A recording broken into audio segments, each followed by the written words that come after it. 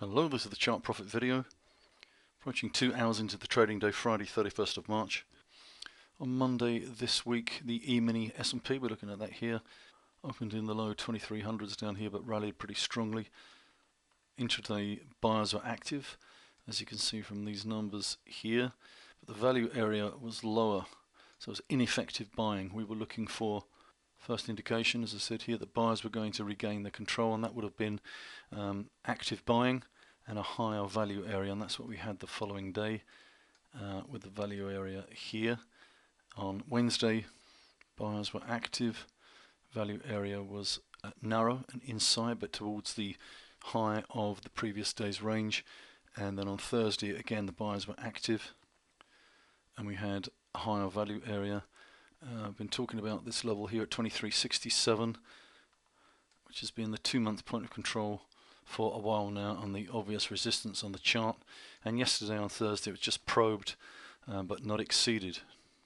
So that's the resistance on the chart. The support, the minor support, 2357.50.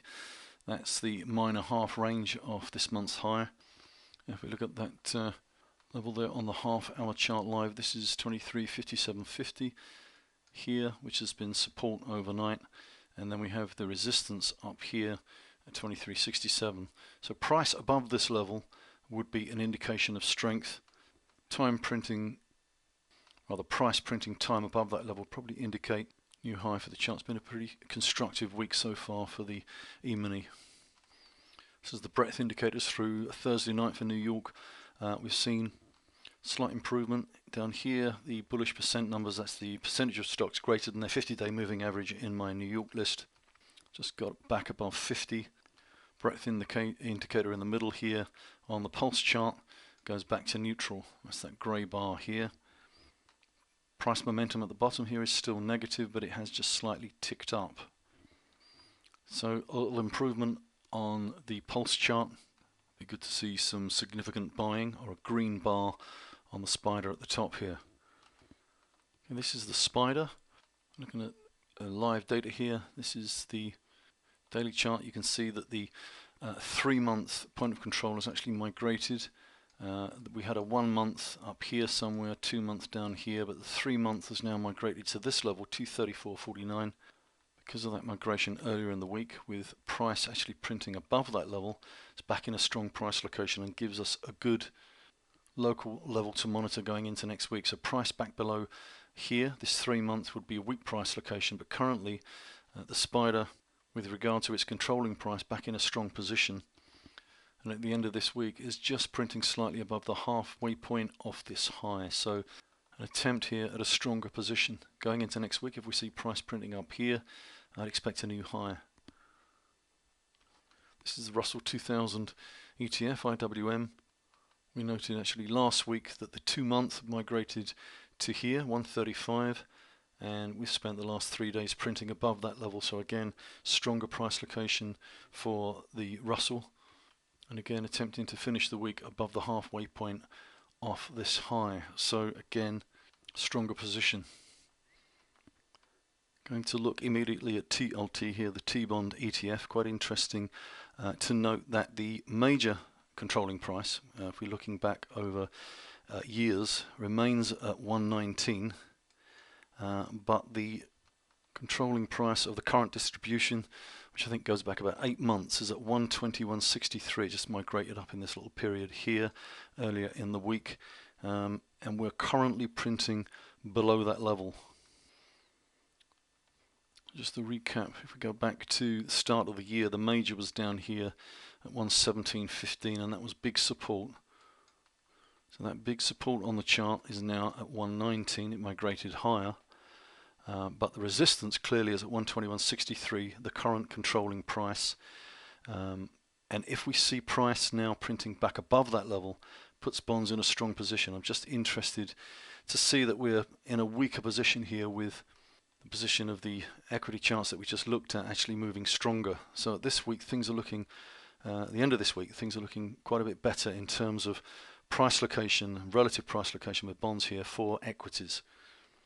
Just looking at the European indices here, this is the DAX. We said that the DAX has been a relatively strong chart. just the price action and where it sits recently relative to controlling prices and finishing the week in a strong position here. UK FTSE 100 relatively not as strong, even so it's going to finish this week above its 4-month at 72.83, which is important support. Just probed briefly twice in March. Price back below this level, again weak position. Here's my version of the RIDEX assets ratio. As we know, on the 1st of March, just for the second time, ratio got above 14. Previous was over here. That's excessive enthusiasm for the market. Subsequent to that, we've seen a bit of a retracement. The ratio came off down to about 10. It's creeping back up at the moment. If the market pushes higher from here, it'll be interesting to watch this level 14 on the RIDEX. Historically, the bear fund assets in isolation here are very low. Need to keep reminding ourselves of that. As a longer term indication, that's a bit of a warning. Very few bears in the RIDEX data. If we look at the public poll from AAII, interesting that this week the bulls percentage has fallen to 30.2%. That's just above 30%, which was recorded 3 weeks ago. That was an 18-week low. So in this poll, bulls are almost at an 18-week low. Bears percent was slightly higher this week at 37.4, having reached 46.5 just 3 weeks ago. That was the highest bears percent since the market low in February 2016. And interestingly, the investors' intelligence, the bulls percentage there was lower at 49.5. That's a 20-week low. It's down quite sharply this week, actually, and down quite sharply from 63.1% that was recorded just 5 weeks ago at the market top here. That was the highest bulls percent since 1987. Lipper US fund flows reported equity fund, including ETF inflows of 1.8 billion in the week to 29th of March. Again, 5 weeks ago, same point up here. The 4-week flow reached 30.4 billion. That was the highest since November 2014. But again, that's fallen back quite sharply. It's the black line here, the 4-week flow. That's fallen back to 10.19 billion. Oil has bounced back a little this week, having found some support here, the halfway point of this important low to this high. It's the kind of obvious retracement support. But most importantly, the major controlling price is up here, 11.44. And as I've said, unless that moves, it hasn't so far, but unless that point of control migrates lower, which it could, but oil in a weak price location below that level currently. Correlated to equities, you can see there's plenty of room here for a further rally. You see a correlated move higher with equities. One thing for sure, I think, is that if USO starts printing time back below this halfway point, that's going to be a problem for equities, but currently I don't see this as a strong chart. GLD, the gold ETF, also an interesting chart.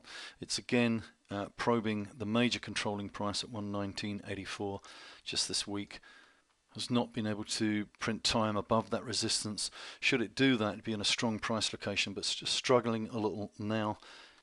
If I add in the next level of importance, which is the halfway point of the July high last year, you can see printing very close to that level, in fact just a little beneath it. So again, this gives us a clue re the likely move in equities. Currently we're getting resistance in a position similar to that bonds, that TLT chart earlier, and that would be a negative for equities, but currently chart is below that price. Here's the dollar index printing below its 6-month at 101. If that level or that controlling price does not migrate, that's the important level to watch. Seen a rally this week, and there's a little room here to rally further until we reach that resistance. We'll be monitoring that level in the pre-open each day, watching closely to see if it migrates. This is the dollar yen. Earlier in the month we saw the halfway retracement fail at that point. That would be the 50% from here to here, failed there. We're in a weak position. There's currently no positive tick for the dollar in this chart, nor currently in the EuroFX chart, with the chart printing above its 7-month here. Sold off somewhat this week, but still in a longer term strong price location. And the pound dollar as well here, finishing the week back above its 15-month here. And you can see that it found support from this high to this low, get the halfway point, and there's support there, so the possibility of a higher low on that halfway point, and now printing in a strong position back above its controlling price. I want to see price back below 123.50 down here. That would be weak, but currently finishing the week here in a strong position. Okay, just finally back to that half-hour chart I showed you of the EMini June earlier. It's been an improvement this week in the chart, held the support here, has probed the resistance, price back above this one here, 23.67. In the short term, at least we'll be looking at some strength, some further strength for equities here. April, usually a very good month for stocks. We will see. Okay, that concludes. Once again, I wish you a good weekend and thank you for watching.